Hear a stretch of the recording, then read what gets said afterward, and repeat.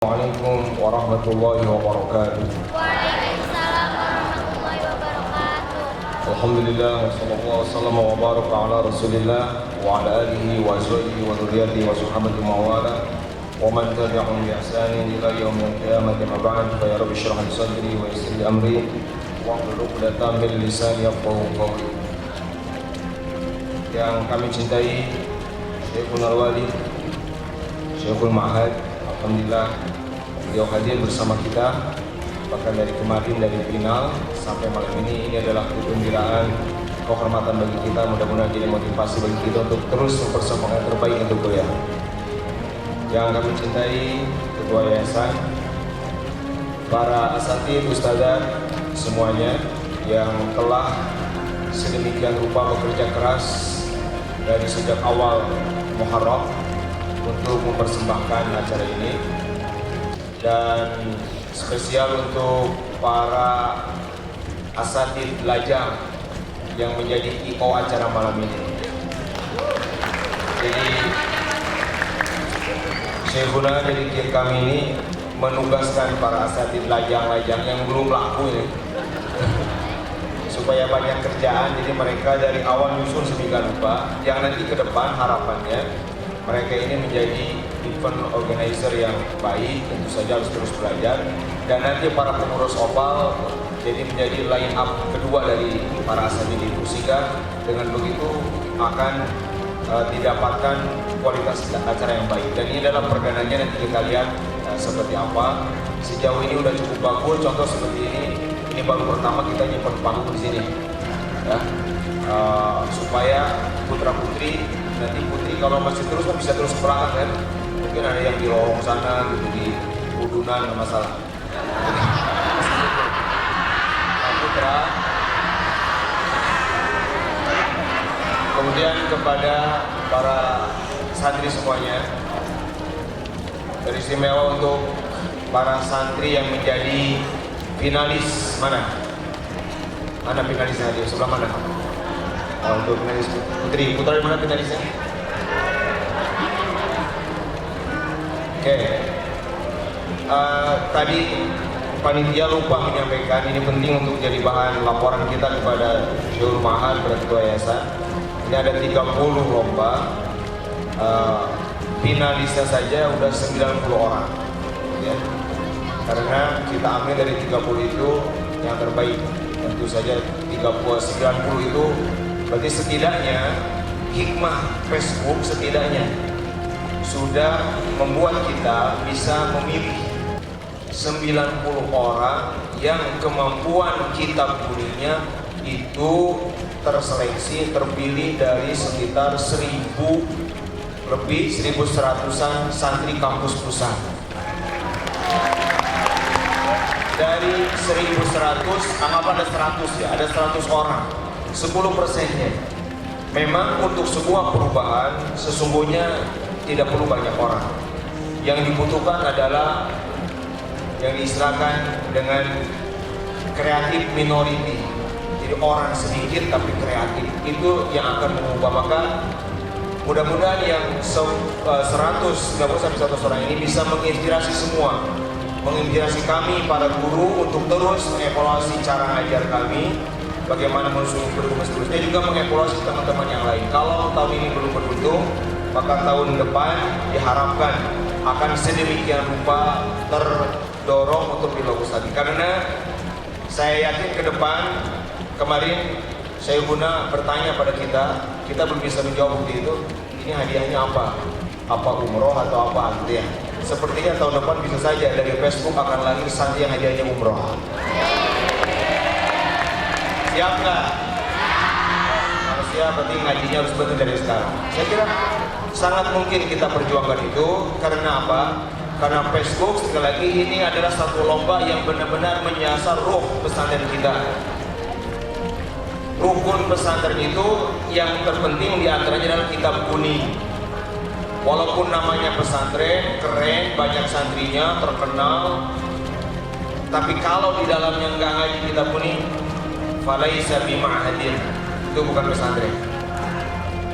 Nah, anak-anak sekalian, pada kesempatan Facebook yang sangat monumental ini, saya ingin mengajak pada semua untuk makin mencintai kitab kuning. Kenapa? Setidaknya ada 5 alasan kenapa kitab kuningnya harus membuat kita bangga, membuat kita merasa keren, membuat kita merasa tersanjung bahwa kita ada di satu tempat yang belajarnya dari kitab kuning. Jangan sampai santri yang pesantren di kitab kuning, ketika pegang kitab kuning, baca kitab kuning atau mempelajari kitab kuning, misalnya ada perasaan minder karena merasa misalnya ini kok jadul gitu, ini kok warisan leluhur dah lama. Ini tentu jangan ada, walaupun mungkin saja ada. Maka ini harus dikikis dengan memahami bersama 5 keunggulan kitab kuning. Ini simak baik-baik. Yang pertama, kenapa kita ngaji kitab kuning? Karena kitab kuning adalah referensi rujukan yang penulisnya adalah para pakar, para expert, para pakar. Tidak ada kitab kuning kecuali penulisnya seorang ulama. Tidak ada kitab kuning kecuali penulis seorang ahli. Beda dengan buku-buku yang lain. Buku agama apapun selain kitab kuning, mungkin saja ada orang yang cuma pandai ngumpul-ngumpulin bahan. Buku apapun, buku agama selain kitab kuning, mungkin saja yang nulisnya cuma copy paste dari sana sini. Tetapi untuk nulis sebuah kitab kuning tidak bisa tidak harus menjadi apa? Pakar, ahli dalam ilmu yang ditulisnya. Nah, maka ketika ini ditulis ahli, berarti kita langsung belajar dari ahlinya. Contoh yang paling gampang, kitab-kitab mendasar Safina, ya Jurumiyah, Tijan, dan seterusnya itu para penulis adalah ulama-ulama besar. Mereka yang karena keahliannya mampu menulis karya-karya untuk para pemula. Ini yang pertama. Jadi kitab kuning ditulis oleh para ahli, para ulama. Yang kedua, kenapa kitab kuning jadi kebanggaan kita dan kecintaan kita? Karena dengan ngaji kitab kuning berarti ilmu kita, sanad ilmu kita tersambung kepada para guru kita, para gurunya guru kita, sampai ke pengarang kitab, gurunya pengarang kitab, sampai kepada Rasulullah Sallallahu Alaihi Wasallam. Tidak ada capaian tertinggi dalam ngaji kecuali punya sanad yang tersambung. Jadi murid Syekhuna saja, jadi murid beliau nih, ngaji beruntung banget. Ya maghrib ngaji diajarin, kalian yang belum bisa apa-apa dapat ilmu dari beliau. Dengan begitu saja tersambung tuh sanadnya. Karena beliau udah jelas ditelusuri, cukup melihat beberapa guru beliau udah cukup jadi alasan buat kita ketersambungan sanad beliau. Begitupun kalau kita ngaji kitab, karena semua kitab yang diajarkan di pesantren ini langsung atau tidak langsung ada beliau, itu telah menyambungkan kita kepada para pengarang kitabnya. Kalau udah nyambung ke pengarang kitab, itu dijamin nyambung kepada siapa? Rasulullah Sallallahu Alaihi Wasallam. Ini yang kedua. Yang ketiga, kalau kita belajar kitab kuning, artinya kita belajar agama langsung dari bahasa ilmu, langsung dari bahasa komunikasi dunia. Jadi langsung, karena bahasa ilmu dalam Islam adalah bahasa Arab, maka kalau kita ngaji kitab kuning, kita langsung menyasar bahasa utamanya. Kalau belajar ilmu lain misalnya, itu keren. Kalau belajar komputer pakai bahasa Inggris itu keren, karena komputer dari barat. Kalau kita belajar ilmu manajemen, ilmu segala macam pakai bahasa aslinya, belajar yang dari Jepang pakai bahasa Jepang, misalnya belajar karate, referensinya bahasa Jepang karena karate dari Jepang. Belajar taekwondo dari Korea, bahasa Korea karena yang dari Korea, itu keren tuh. Itu namanya orisinil ilmunya. Nah kita kalau belajar agama dari kitab kuning, maka ilmu kita orisinil, original, bukan KW. Tepuk tangan dong. Jadi ilmu santri ilmunya ori, bukan KW. Nanti kalau KW jadi WKWK di sana ya. Yang berapa nih? Yang berapa? 3. Jadi kenapa kitab kuning kadang dengan ngaji kitab kuning langsung dari bahasa aslinya? Nih, Bapak ingin bercerita. Bapak ini dididik di Al-Muhajirin karena ngaji kitab dan kita bahasa komunikasi. Maka walaupun Bapak nggak pernah ke pesantren bahasa, nggak pernah ke Gontor, nggak pernah ke mana, tapi insya Allah komunikasi bahasa Arab mau dengan orang Arab langsung, dengan lulusan Timur Tengah mana, Bapak bisa. Kenapa? Karena kitab kuning itu. Jadi tidak ada alasan kenapa nggak bisa ngobrol bahasa Arab. Saya bukan bahasa enggak. Saya lulusan Al-Muhajirin Bukan pesantren bahasa, tapi insya Allah saya bisa ngomong berbahasa Arab. Nah, ini keuntungan ngaji kitab kuning gitu loh. Karena dari situ aja, karena sama aja kok ngomong apa lisan atau apa, tetap harus benar bahasanya. Ini yang ketiga. Yang keempat, kalau kita ngaji pakai kitab kuning, maka berarti ilmu yang kita kaji itu standarnya internasional, bukan standar lokal kebon-kolotan muhajirin. Ya, jadi standarnya dunia.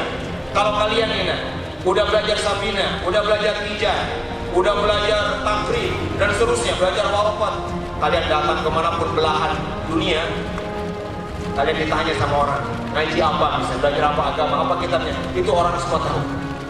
Dan standarnya sama di mana-mana. Standar fikih itu kita ngikutin standar baku yang itu disepakati para ulama dunia dari mulai Bambang dan seterusnya. Maka dengan ngaji kitab kuning kita harus ada kebanggaan sehingga lupa bahwa kita ngaji ilmu yang standarnya apa? Internasional. Maka sebut nanti saya ngaji agamanya standar internasional, bukan standar nasional lagi Indonesia tapi internasional. Karena ini diakui oleh dunia. Coba kalau kalian dengar ada sekolah, ini matematikanya pakai kurikulum Cambridge, bahasa Indonesia pakai kurikulum Inggris. Orang itu dibangga. Kita yang nggak begitu jadi minder. Oh, kita mah cuma kurikulum Indonesia doang. Nah, kita dengan belajar kitab kuning harus bangga seperti itu. Siap nggak? Katakan pada dunia, saya belajar agama standarnya internasional. Yang dipakainya kitab kuning. Terakhir, harus kalian. Terakhir, mengapa kita harus menjaga kitab kuning? Karena kitab kuning memiliki satu hal yang nggak didapat oleh hal lain, yaitu barokah. Apa? Al-Imam Syekh Muhammad Nawawi Al-Bantani Al-Jawi ketika mensyarahi Sulam Taufiq, tulis Mirqadul Tasdiq, Sulam Taufiq, beliau menuliskan di tengahnya itu, wa qasdi at-tabarruku bil ulama'i bil akhdhi min aqwalihim. Kata Syekh Nawawi, maksud saya kenapa sering mensyarahi kitab, kan belum semua syarah beliau kan? Safina syarahnya beliau, Tijan syarahnya beliau, Sulam Taufik yang syarahi beliau, Bidatul Daya yang mensyarahi beliau. Semua amir yang kita baca itu beliau mensyarahi. Kata beliau, maksud saya dengan semua itu adalah ingin ngalap berkah dari para ulama dengan cara ngutip, ngambil pendapat ulama, tulis itu dengan menuliskan, membaca itu berkah. Maka kita pun harus kalian dengan ngaji kitab kuning ini beda.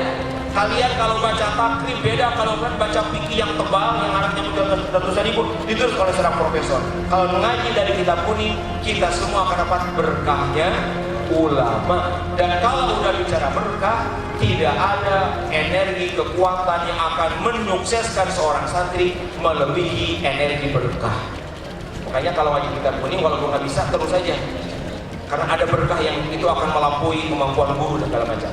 Nah, ini ingin saya sampaikan pada kesempatan ini supaya kita dengan berkah Facebook makin mencintai kitab kuning. Cinta kitab kuning? Bangga ngaji kitab kuning? Mau paham kitab kuning? Dan disimak tausiah Syekhuna untuk kita semua agar kita makin berkah kitab kuningnya. Dari saya itu terima kasih pada semuanya. Mudah-mudahan acara ini berlangsung dengan lancar, sukses dan membekas menjadi memori terindah di Muharram 1442 ini. Terima kasih. Wallahul muwaffiq ila aqwamit thoriq. Wassalamualaikum warahmatullahi wabarakatuh.